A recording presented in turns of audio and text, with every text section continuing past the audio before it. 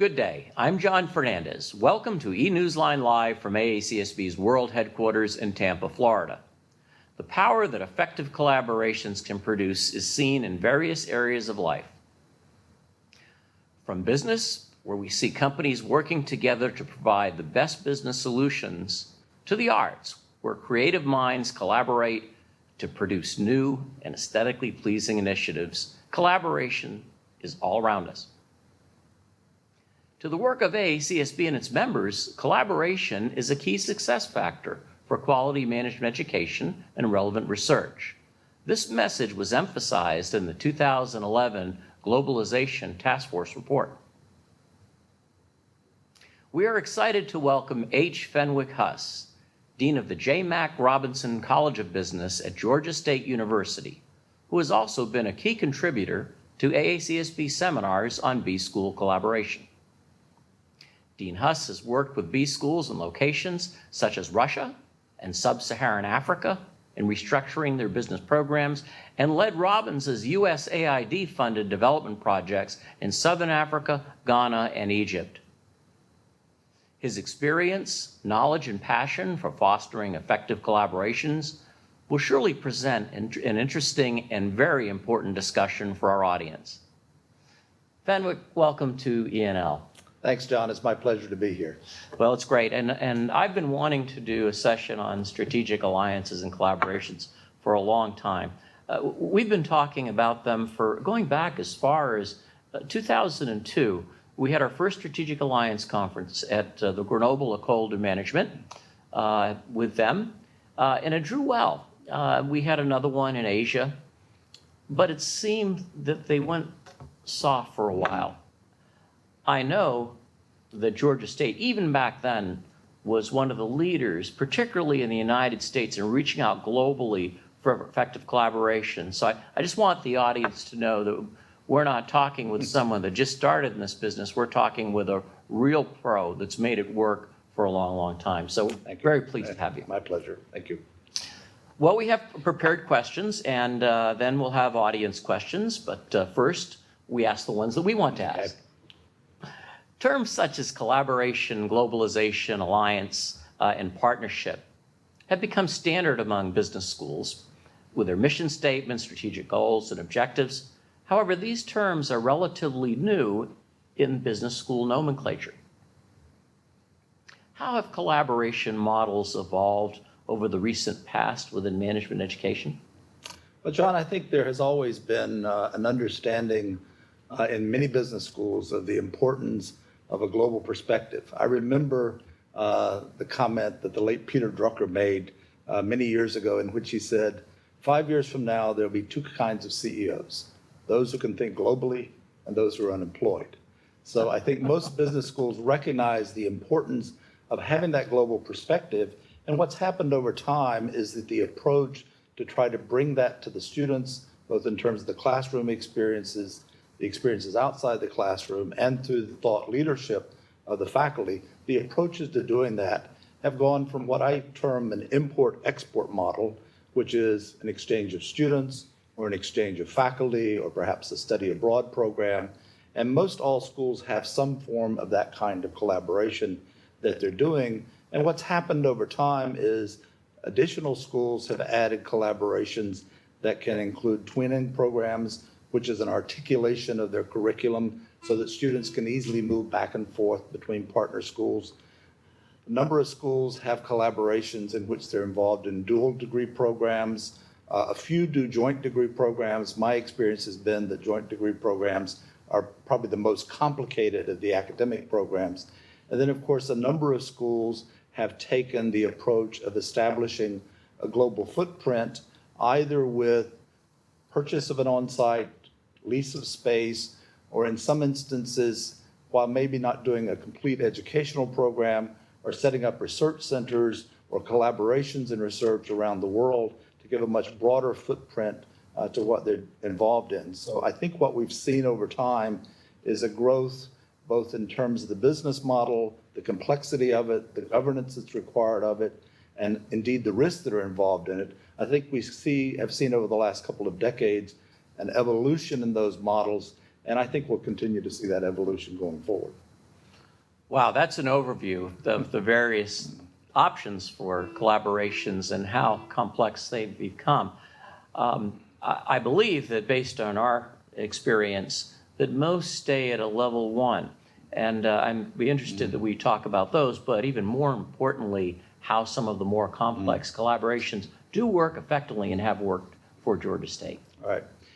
As you said, most schools are involved at what we'll term level 1, which are the exchange of students, the exchange of faculty, study abroad programs. And I in no way would suggest that those aren't valuable. They're very valuable. They're particularly valuable in terms of the educational experience for the students. They're also valuable to some extent in terms of faculty development as faculty become involved in delivery of those programs. And there are still challenges in delivery of those kinds of programs. If it's an exchange program, one thing that many schools grapple with is how to manage, in just a simple exchange program, the concept of reciprocity. We find that in the US, in North American schools, fewer students are excited to go abroad than there are, for example, for European students to come to the US. So what is the challenge, even with exchange programs, is to try to determine how to broaden the concept of reciprocity so that perhaps additional students can come in and the service that's provided on the other side is some service other than simply exchange of students and placing them in classes. And finding ways to approach that solution, even in a simple exchange program, is a challenge sometimes. As we move to delivery of joint programs or dual programs, the challenges are, of course, much greater because they're first much more complex approval processes on both sides. There are more complex governance issues. There are differing financial issues. For example, we're involved in a negotiation now in which our partner is essentially asking us to provide a hedge for currency risk, which of course we're not willing to do and can't do. So in those kinds of programs where there are financial models involved with various currencies, payments made to various channels, the business model simply becomes far more complex. In terms of location on site, then of course all the laws related to property, intellectual property, taxation, it becomes much more complex. So don't be scared away just yet on these. We're going to start with easy ones.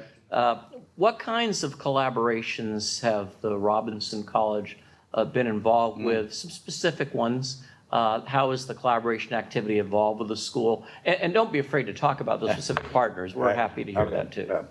Well, we have had the sort of level 1 exchange of faculty and students and study abroad programs for many decades. What we've seen in that area more recently has been a shift in the areas of interest for students. We find now that study abroad programs that we offer to emerging markets or to transition economies are much more interesting to the students than the traditional study abroad that was to a developed country, say in Western Europe. So we're even in that level seeing quite a change in terms of what students are interested in. That in and of itself makes it a more interesting and sometimes challenging job on the part of the school and the faculty to deliver those kinds of programs in those kinds of markets. And that's why we have focused in many areas trying to develop collaborative partnerships with schools in those areas, simply to match the areas where our students in their study abroad and in their exchange programs have shown an interest in going. We have moved from that. We have several dual degree programs that we do. For example, at the PhD level, we have a dual PhD program with Paris Dauphine that's been very successful, that has run for a number of years.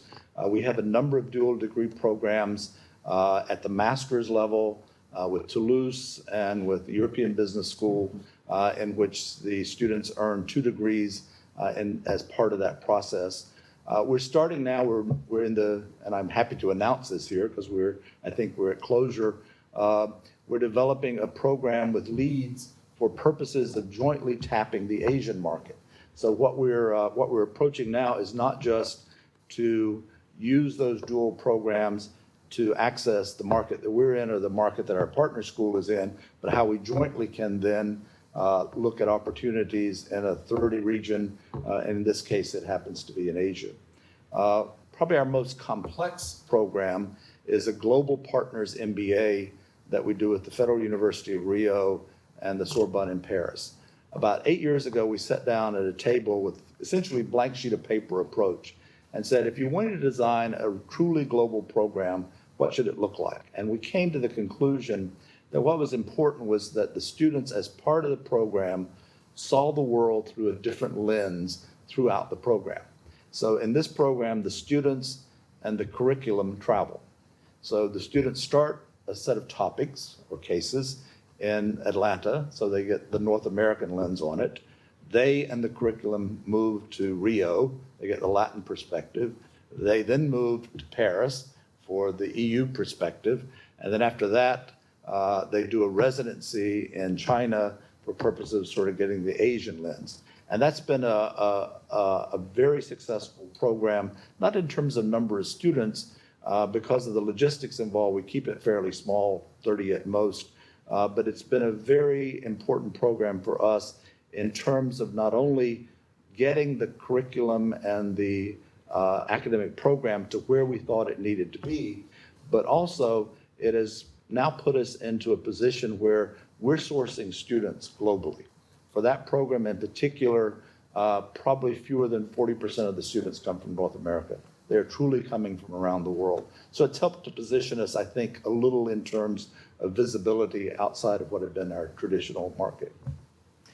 Just two comments to make. First of all, having that brand Sorbonne on one's academic background, it's pretty cool, I think, don't you think? But also, the point that Fenwick makes about sourcing students globally, and then I'd go forward and placing them globally is very important. We were talking before this broadcast about schools in Spain that are AACSB accredited several years ago. I'm going to say in around the 2005 or 2006 timeframe. We talked to them about what we were finding globally with students changing demographics around the world, and at the same time, the challenges they were having in Spain. And those schools particularly, you can look any one of the accredited schools up, and you'll find the same statistics. They began to source students globally and place them globally. And what's happened in their domestic economy, it's certainly been a wise and beneficial action for those schools. So I think that's important for schools worldwide, and I'd say particularly in the United States, to move beyond the complexity, the facility of the student exchanges to more complex collaborations that broaden the brand and broaden the visibility worldwide. So that was, I think, a very important point not to be lost. Yeah, and I think if we look at the world demographics, just in terms of the next couple of decades for North American schools, the growth in terms of the demographic that we serve is probably not where we're located.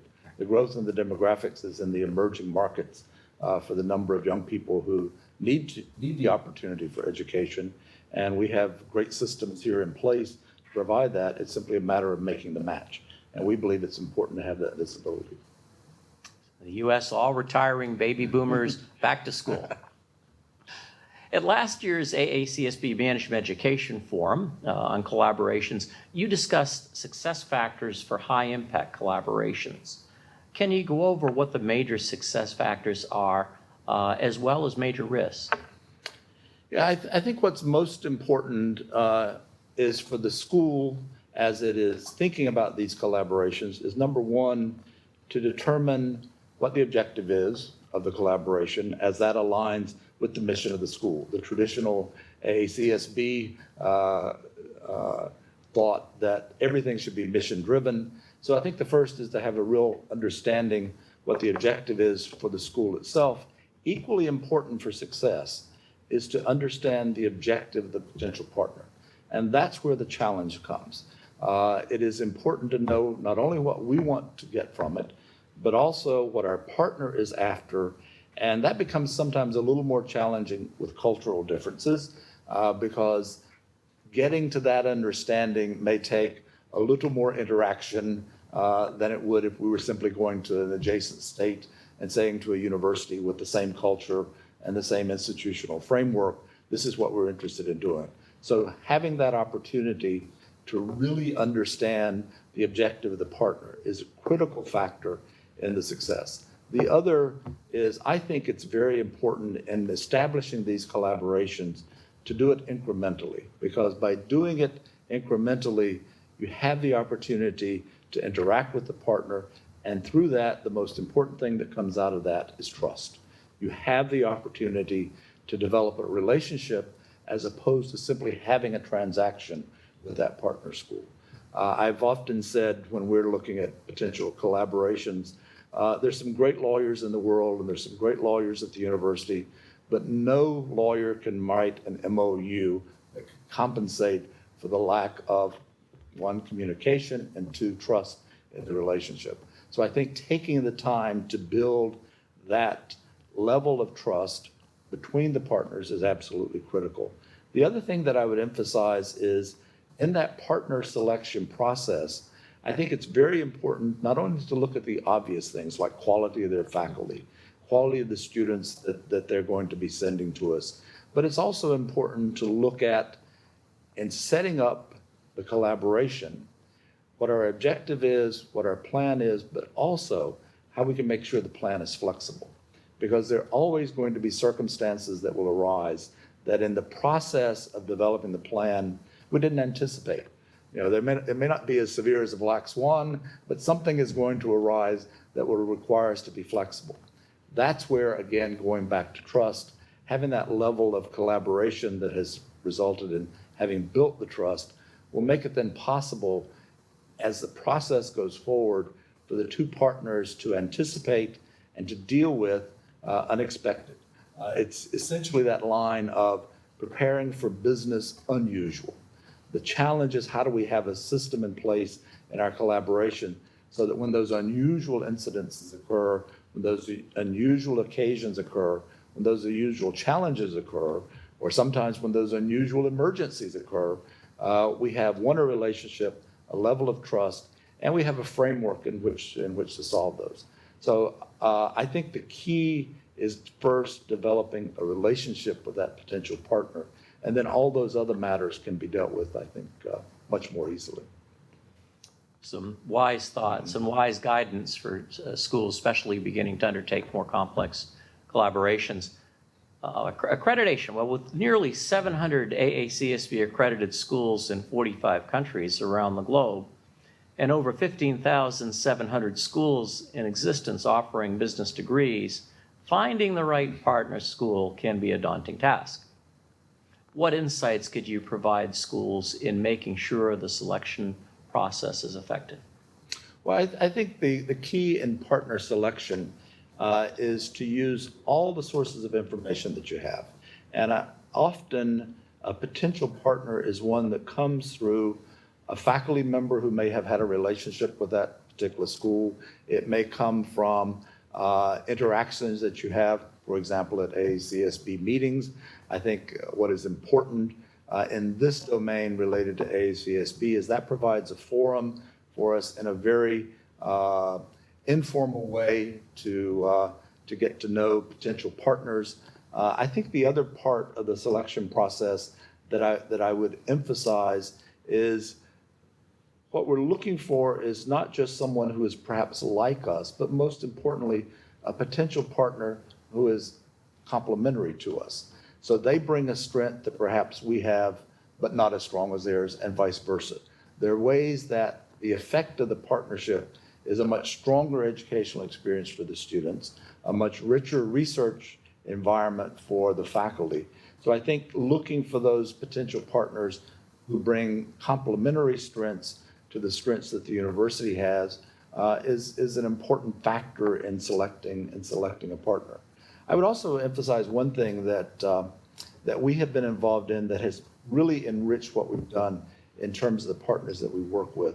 We have, of course, partners in developed countries, and many of those are very successful partnerships. But we have also had the opportunity, and sometimes it's through USAID-funded projects that you mentioned, we've had the opportunity to develop partnerships with schools in a number of emerging markets.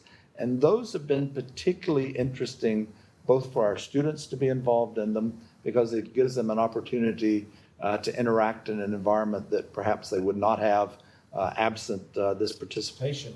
It has also been for us a very important faculty development tool, because having those collaborations, those projects, gives our faculty the opportunity to be on site, in country, working on those projects. And they're working on projects in areas that are particularly interesting to many faculty, such as the emerging middle class, which we see in many emerging markets. And we have partnerships with schools in those markets. And so the faculty have direct access to other faculty who are interested in similar topics. They also have access to data. They have access to companies. So I think looking broadly in partner selection to include schools that are in emerging markets and markets that are perhaps not the set that most of the collaborations have been a part of in the past is a great opportunity. Well, if you've registered for the International Conference and Annual Meeting in Singapore that's coming up next month, you probably know that we're having a collaborations concourse. And that's just a fancy name that we've given as an opportunity for schools that don't have collaborations with Asian partners or might be looking for new ones to meet Asian schools that are interested in having collaborations and possibly even visit the school. So look for that as an option that's part of this conference. And in fact, collaborations is one of the overarching themes. In a pre-conference session, Michael Weimer, our Vice President for Outreach, and I will be doing a session on collaborations that matter and talking about some specific examples that have worked for schools. So you're welcome to come for that, no extra charge. For some, there may be the fine line between collaboration and competition. What is your take on collaborating with an institution that may have traditionally been viewed as a competitor? I think in management education, if we look across the board at all the kinds of activities that business schools are involved in, we have a number of product lines. And we may, for example, in one product line, undergraduate education, really be competing, or we may not. In executive education, it's probably a much broader group with whom we compete globally, just given the nature of that market. So I personally think of it in terms of the specific product line, specific educational offering that we're involved in. When I think about, is this really a competitor, or is this someone who is a very strong opportunity for collaboration? In some of those programs, though, I think the opportunity is to take what is sometimes a competition and make it a collaboration that builds a bigger pie. For example, I mentioned the conversations that we're having with UK School with Leeds. We both have very similar programs. In a global market, one could take the view that we're competitors in that market, but we have taken the approach that by partnering together, we can offer to the marketplace a program that has both a UK perspective, US perspective, and the opportunity in the US for OPT training that will broaden the market, that would make it larger than what each of us individually could manage, and probably what we could manage just the sum of the two of us. So we see in what potentially could be a competitive environment an opportunity for a better result, a larger result, a greater result from the collaboration. So I think viewing these opportunities in a way in which the question that we're basically asking is, can we take what was perhaps before a competitive situation between the two schools or three schools and figure a way to make the opportunity greater than what we could do individually and greater than what we could do as a sum? And if that's the case, then it makes all the sense in the world to me to figure a way to be a collaborator rather than a competitor. Well, I think those are very wise words. Sometimes we look at markets as a shallow ditch when it's really a blue ocean. Many consider AACSB and the European Foundation for Management Development, EFMD, to be competitors. I don't look at it that way. There is more opportunity and collaboration on various elements of management education, particularly in research, thought leadership.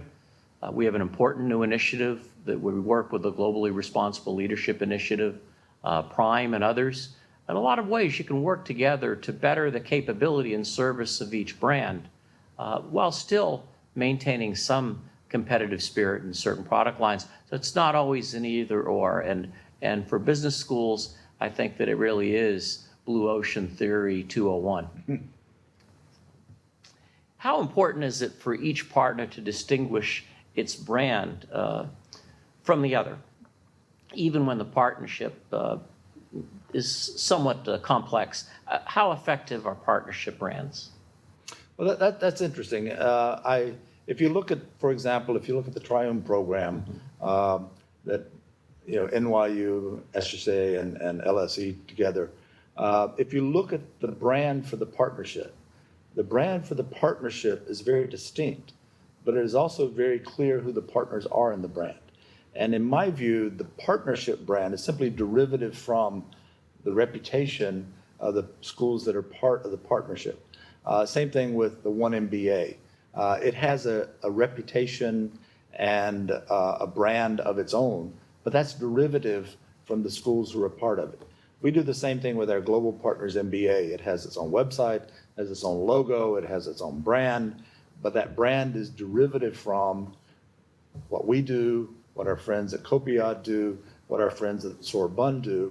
So there are ways in which, if you look at the website, for example, of a program like that, it's very clear who the players are. So they're still distinct, but bringing them together has given the student an opportunity to have an experience that they couldn't have had simply with one of those three partners. So I think the partnership brand is important, but I also think it's very important for the players who are part of that partnership to have recognition of who they are, because really the strength of the partnership depends on the strength of those partners. So I think in most of those situations, schools have done a good job of that. They have maintained an identity for the partnership, that you really are not just joining a program that's a collection of 2 or 3 schools, but really has characteristics that are very distinct. But at the same time, maintaining the identity, the visibility, and therefore the brand impact of the schools individually. Yes, I think the brand of the partnership can make the home brand even bigger and more broadly communicated. Mm-hmm. So I see the synergies. In multinational or multi-continental partnerships, where there may not be only institutional differences, but significant cultural differences as well, achieving effective communications and execution of the collaboration's objectives can be challenging. What advice would you give a school that plans to establish or to maintain a partnership with a school whose culture may be different? And what are some of the added risks that need to be managed in these cases? This is the interesting challenge.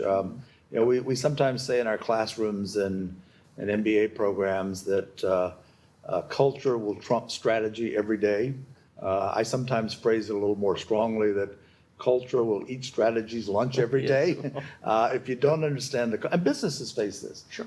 Most businesses, when they move outside of the comfort of the culture they're a part of, they often struggle, and that's sometimes the reason why they aren't successful in their international venture. Same thing applies with these kinds of collaborations. The comment I made earlier on in our conversation about the importance of an incremental approach that permits the opportunity to really develop a relationship as opposed to a transaction with the partner, I think is the key in overcoming those challenges, both in terms of the communication when there are cultural differences and the expectations when there are cultural differences. But if a school takes an approach of doing one small step at a time, taking the learning from that one small step to take the next step, I think that's the approach that will help to minimize some of those risks related to the differences in culture. I will tell you that we had a collaboration years ago that we had to end, and we had to end it in large measure because we didn't do what I just said.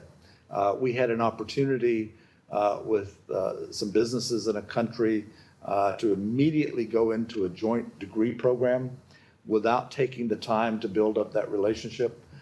It was a mistake. That was a lesson learned that I have not forgotten, and that I remind our faculty all the time.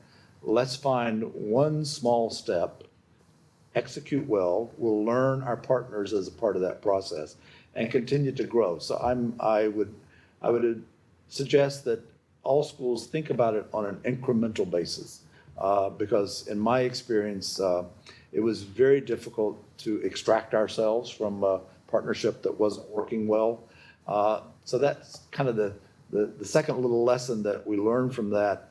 It's important to have a plan of how to launch, but it's also important to have a plan of how to exit. And so one can really only develop those if you had the opportunity to really develop a relationship and get to know those potential partners. Yeah. Business schools and business partnerships are just like any other relationship.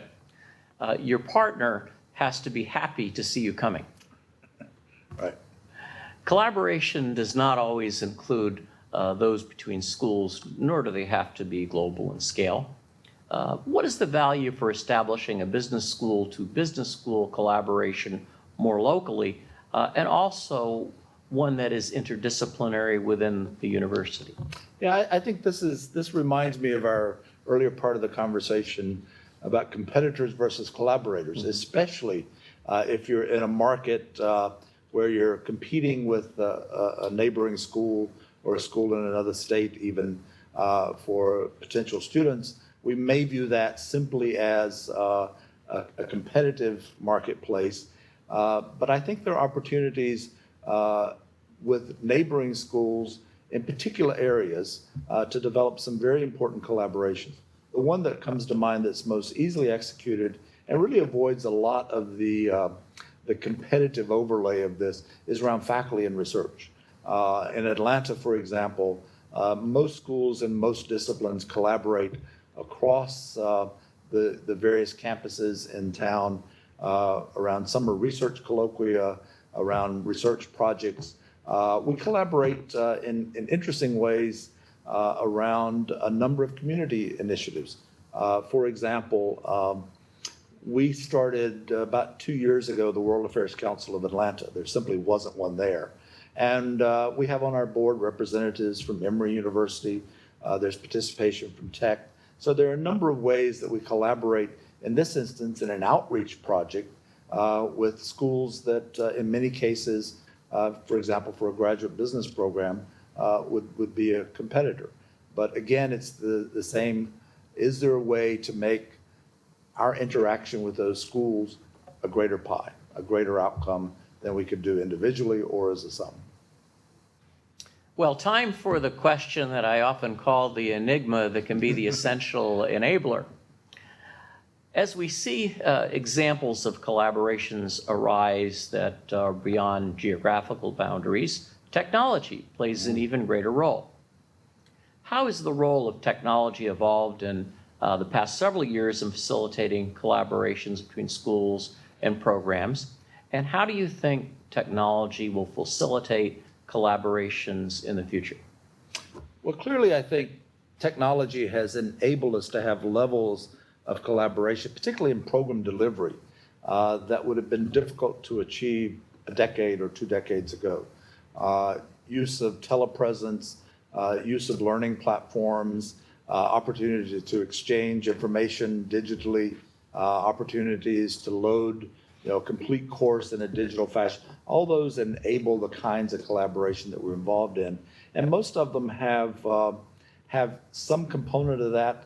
I think the decision that is made going into most of those collaborations is simply how far will we move the dial?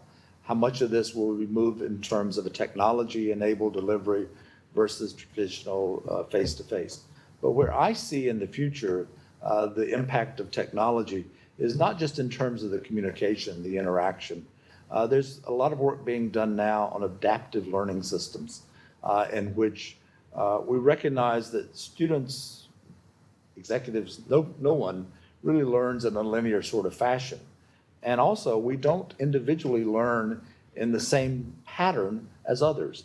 And there's technology now that presents material and leads the student through a learning path that is predictive based on how they have performed but also it draws upon big data sources of how others have performed in terms of accomplishing the learning objectives with the technology guiding that process. I see in the collaboration that we do that kind of an informed approach to the delivery of the material to students who come from different cultures, learn in different ways perhaps, see the world through a different lens. The enabling effect of that kind of adaptive learning system, and I think make the programs not only faster to success, but also I think can give the students an experience through that technology that they simply couldn't have absent the technology. So I think we're going to see a lot of change in the way we do not only our collaborations, but also our programming at our own universities through the great advances that are starting to happen now around adaptive learning systems. So I think it's very exciting, and it's also going to give us opportunities that we probably wouldn't have had before. Yeah, I've been advocating for much more active tricontinental collaborations because I think we have to envision how students and where they'll be working and with whom in the next generation. And certainly as technology improves its ability to integrate the cohorts in discussion and problem solving and in understanding potential projects or cases of business issues in different environments, we'll see the collaborations become even more heartily utilized, I think, worldwide. So now it always comes back to us. What role does or should AACSB accreditation play in establishing partnerships with other institutions located in both developed and emerging markets? And I'll add something on to that. Do you think that AACSB accreditation can inhibit finding new collaborators or making them work successfully within the boundaries of accreditation, the at least implied boundaries? Well, first of all, I think accreditation, I see sort of three opportunities. One, the continuous improvement, which is, of course, what the objective is. Second, it's an important signaling mechanism in terms of potential partners.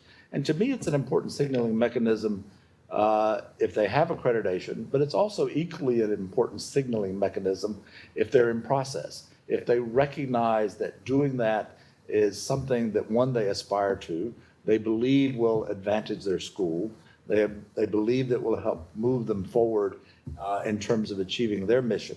So when I look at potential partners, even if they aren't AACSB accredited now, the question that we always ask is, are you in process? Are you having that conversation internally about going down that path? So I think their attitude toward a culture of continuous improvement, I think, is a very important signal as we look at potential partners.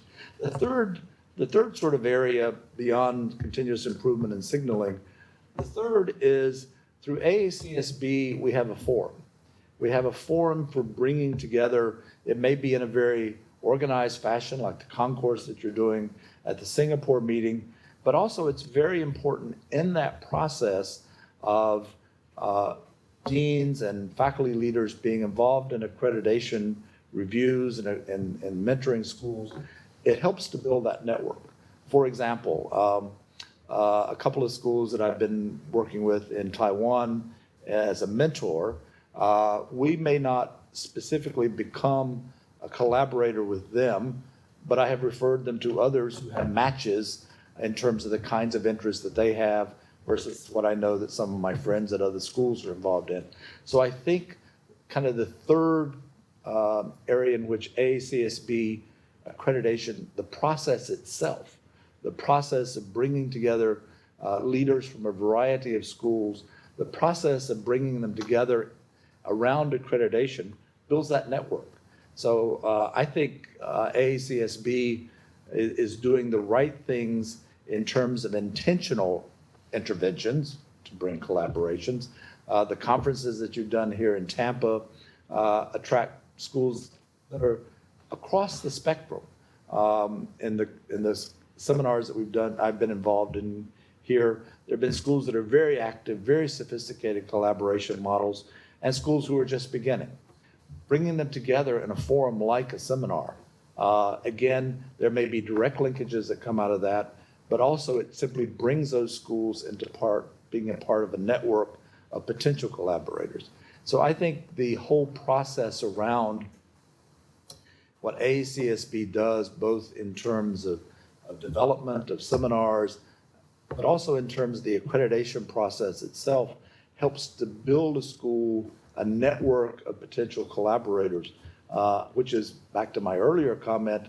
If they're not accredited, I always ask if they're thinking in that direction, because again, it signals to me how important they view continuous improvement, but also how important they view building that network of collaborating schools to work with. Well, this is an interesting topic, and in fact, I know I have a lot to say about it, but I have to ask questions. In August, we plan to do a session on the future of accreditation, and part of that is because many believe that accreditation is sort of the preserver of the status quo. But all accreditations are not created equal, and AACSB is not your grandfather's accreditation. AACSB accreditation is about innovation, about impact, and about engagement. And AACSB loves diversity. In addition, AACSB accreditation is foundational for curriculum, for research that inspires business. And business is global and it is collaborative, especially when it needs to be. So I think we have to look at the term accreditation, not generically as we see most accreditors protecting their boundaries, but as a vehicle of creativity, of working together, and of business expansion. So we'll talk more about that in August. Final prepared question before we are surprised by what our audience asks, but they're usually kind. Finally, how do you see partnership models further evolving in the next decade or so? Yeah, I think they'll continue to evolve in two areas that I would mention in particular. We talked earlier in the conversation about the impact of technology. I don't have a crystal ball, so I don't know where the technology is going, but I'm convinced that the pace of change and the opportunities that the technology will continue to deliver will certainly change the nature of the collaborations we're able to achieve. I think the other area that I think we'll see a fundamental shift is I think we will see a fundamental shift in terms of collaborations that are not simply B school to B school, but maybe are B school on one side to a B school and a policy school on the other side. At every university, at every planning meeting, the word interdisciplinary will come up. The challenge, though, is how to achieve that. But I think through these collaborations, we actually have an interesting vehicle to move the dial a bit in terms of interdisciplinary programs and interdisciplinary research. We have had an initiative driven in large part by our conversations with the business community in Atlanta to really make sure that our students not only understand the way business functions, but also to understand the way business functions in its relationship to civil society and its relationship to government. So we have started in our programming to bring those dimensions into the curriculum. And I think where we'll see interesting collaborations going forward is as we kind of expand the notion of the set of skills that a business leader really needs to include a deep understanding of the function of government, a deep understanding of the function of civil society. I think the kinds of collaborations that we will see coming out of that will grow beyond what we traditionally had, which is B school to B school. Yes, certainly the future. Well, let's see what our audience has to say. First question, a viewer from always loyal Australia. I don't know when they see these, but I'm sure they're as attuned as anyone else. Writes, partnerships are often established with high hopes, and yet sometimes they seem to lead to few tangible results. what can we do to keep partnerships active, alive, in delivering the types of outcomes we need? Two comments on that. The first, I think, is, again, to kind of echo what I said earlier about in the collaboration, to do it incrementally, to achieve perhaps a smaller first step and then build on that for the second and the third steps. Often, if the initial plan is a bit daunting, it's difficult to muster all the resources to really achieve what the partnership is setting out. The other, and this is really important, because there's a bit of, I wouldn't say a tension, but there's an interesting conversation between a faculty entrepreneur in terms of their international interest and the strategy of the school. And often I think it's the role of the faculty member in kind of bringing opportunities to the school that then helps to set that strategy. But every project needs a champion. I think the key to making sure that the collaboration moves forward is that on each side, not only is there's the support at the dean's level or the university level, but there is someone who owns that project. And having that individual faculty champion, I think is a key to making sure that there really is progress in that collaboration. If no one owns it, nothing will happen.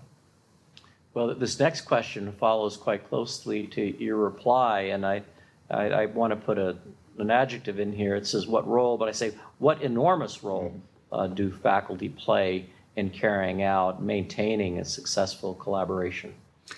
It's absolutely key. In any conversation, I often say that buildings are important, technology is important, all those things around the educational process, all those things are important, but the asset is the faculty. And we must have the engagement of the faculty and the ownership by the faculty of the collaboration. I think a top-down push of a potential collaboration without having a group of faculty who are enthusiastic and supportive of it is surely going to lead to a bad outcome. Yeah, and we've seen that. I know in accreditation reviews we provide consultative evidence. Sometimes the commentary that we make towards faculty department heads about the opportunities for collaboration with other very prominent schools within the university is significant. But sometimes they respond as if, well, if the dean would like to do that, then he or she should do it. But nothing works without committed faculty. That's where your energy comes from. So I agree with Fenwick that it's an essential element of effective and far-reaching, innovative collaborations. The next question from our audience says, effective leadership and established trust are crucial in maintaining a successful collaboration. How do you select the right collaboration's leader? What are some of these individual key traits? Yeah, this is key. We were talking about the importance of a faculty champion. It's also important to have the right faculty champion to help lead a particular initiative. I think before talking about the key traits of the faculty member, I think it's also important to think about the tone at the top that the unit, the dean or the president, if it's a university level initiative, sets in terms of the collaboration. And I think it's important in these collaborations to have a sense, using the two words from AACSB, of an opportunity for innovation and an opportunity for impact. But with innovation, there also comes the potential of a stumble occasionally, of something not working. So I think it's important at the leadership level to establish, one, that this is important. We want to use this as an opportunity to innovate. We want to make sure that there's an impact at the end, but also recognize that failing occasionally is part of the process. And so the faculty member has a license to experiment perhaps a bit, recognizing that, well, if it doesn't work, we'll learn from that and do better the next time. But the faculty member who is involved, certainly one needs to be entrepreneurial, because in these kinds of collaborations, having one's eyes open to new opportunities is an important part of what the faculty member can do. Also has to be someone who is very inquisitive, open, interested in change, and quite happy with uncertainty, because there's a lot of uncertainty around the building of one of these partnerships. But we found that setting the right tone at the top so that faculty are encouraged to try to do things that occasionally may result, as I said, in a stumble, but in the long run, it really results in a collaboration with impact. I think is terribly important. So I would put it under not only the characteristics of the faculty member, but the tone that the unit sets at the top. Excellent. Okay. Well, what is the value for business schools to partner with businesses or other non-academic institutions? And can you share examples of successes as well as failures? Well, as I mentioned earlier, I'll just use briefly something that we've been involved in that includes not only our school but other schools in the city, is the establishment of the World Affairs Council. We recognized that our students needed that understanding of civil society, that understanding of government as part of their overall educational experience. And so we brought together a number of players, including the businesses in Atlanta, to organize the World Affairs Council of Atlanta. It brings together the consular corps, the business community, government. A member of the city council is on our board. So it brings together essentially all the players in the city, and it's a collaboration that is essentially local, but it's also global. It's the World Affairs Council. So it's involved globally. It's a platform for conversations and a forum for any business leader, civic leader, head of state, ambassador corps, to be involved with the city, and in particular with the business school. So I see a lot of opportunities for those kinds of collaborations. And the one that I particularly mentioned are business schools collaborating with NGOs. We just happen to be lucky in Atlanta. CARE is headquartered there in Atlanta. And our students are finding really impactful internship opportunities through CARE. It's a great advantage to CARE because they have a very talented young person working with them. And CARE is a hundreds of millions of dollars organization, has the same challenges that most businesses do in terms of managing its programs, meeting budgets, those kinds of things.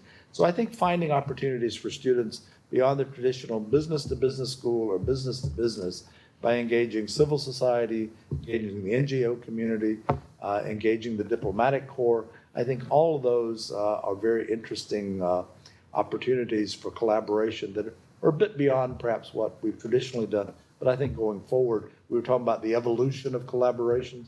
I think that's the kind of dimension we'll see going forward. Well, I like the CARE example because it has to give a foundation for building responsible leaders. So I'll bet you GRLI likes that too. Right. A final question from our audience, something we talked about before and to some extent was, how often should collaborations be reviewed to decide whether to sustain or sunset, especially if you have any more examples of ones that you've sunset or revitalized significantly? Yeah, as we were talking about earlier, it's very important to develop a plan for launching and for implementing, but I think it's also very important in that planning process to have a plan for an exit. And the exit can be simply not to renew it, or it can be if there's a conflict that makes it such that it doesn't make sense to go forward, to have an exit plan as part of that. But clearly, a regular review, pick the number of years, probably depends on the nature of the collaboration, every 3 years, at most perhaps every 5 years. But to make it more than simply, we got to renew the document. There has to be in the MOU that's originally established, what is it that we will say is success? I think that's one of the real challenges in these kinds of collaborations, is for both sides to clearly articulate what does success look like. And if you have that understanding going in, then it makes that conversation, if one side or the other believes that it's time to sunset it, it makes that conversation that, this has been great. Maybe we need to pivot. And it doesn't mean that you stop all activities with that partner, but you may stop all activities around that particular initiative. So I think having an understanding of what success looks like is an important part, one, of planning the project, but also of determining what will be the conversation that we'll have at the time it's necessary. I don't like to use the word quit, but pivot, move to a different set of activities, perhaps with that partner. Well, thank you, Fenwick. As we were talking about sunset, I'm retiring next year, and Fenwick, I had heard a rumor that you might be changing occupations. This is my 10th and final year as dean at Georgia State, so I'm looking forward to a transition. Well, you have a wonderful foundation in many areas, but your points on collaborations have been outstanding, so thank you so much. My pleasure, John. Enjoyed the conversation. Thanks. Well, again, thank you, Fenwick, and thanks to you, our viewing global audience, for joining us for this episode of E&L with Dean H. Fenwick Huss. Please join us on May 19th for the next broadcast of E&L. Dean Emeritus of the University of Tennessee at Knoxville College of Business and Administration and past AACSB Chair Jan Williams will be joining us to discuss, this is my replacement, the new AACSB CEO search process. We look forward to seeing you then and to a new CEO in the spring of 2015. So thank you. Until next time.